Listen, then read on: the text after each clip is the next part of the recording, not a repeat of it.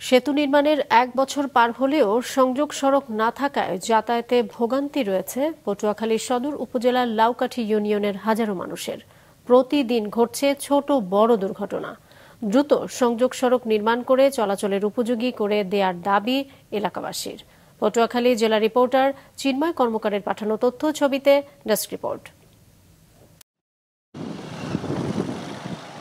পটুয়াখালী সদরের লাউকাঠি ইউনিয়নের সাথে পার্শ্ববর্তী শ্রীরামপুর মৌকরণ ইউনিয়ন সহ দুমকি এবং বাউফল উপজেলায় যাওয়ার বিকল্প সড়ক এটি।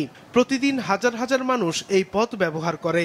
কয়েক বছর আগে সড়কের ঢেউখালী গ্রামের মোল্লাবাড়ি খালের ওপর সেতুটি ব্যবহারের অনুপযোগী হয়ে পড়ায় সেখানে নতুন সেতু নির্মাণের উদ্যোগ নেয় স্থানীয় সরকার প্রকৌশল অধিদপ্তর।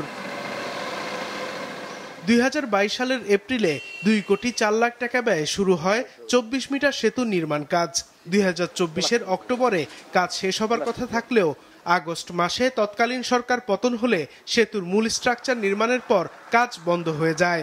গত 1 বছর ধরে কাজ বন্ধ ও সংযোগ সড়ক নির্মাণ না হওয়ায় সেতুটির সুফল থেকে বঞ্চিত হচ্ছে সাধারণ মানুষ।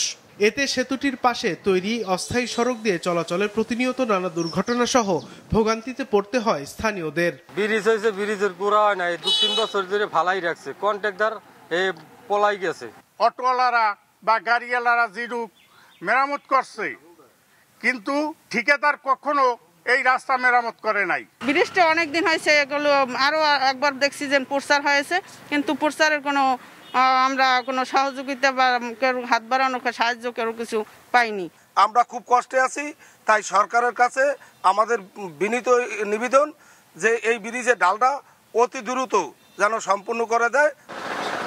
তবে দ্রুত কাজ শেষ করার আশ্বাস দেন স্থানীয় সরকার প্রকৌশল অধিদপ্তর। এটা বাস্তবায়নাধীন ছিল, এটা স্ট্রাকচারাল কাজগুলো সম্পন্ন হয়েছে, অ্যাপ্রোচের কাজ অসম্পূর্ণ রয়েছে, এই কারণে এলাকার জনগণ একটু দুর্ভোগ পাচ্ছে।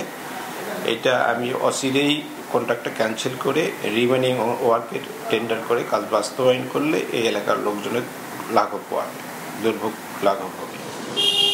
2022 সালে সেতুটির কাজ পান তৎকালীন পটুয়াখালী পৌরসভার মেয়র মহিউদ্দিন আহমদ।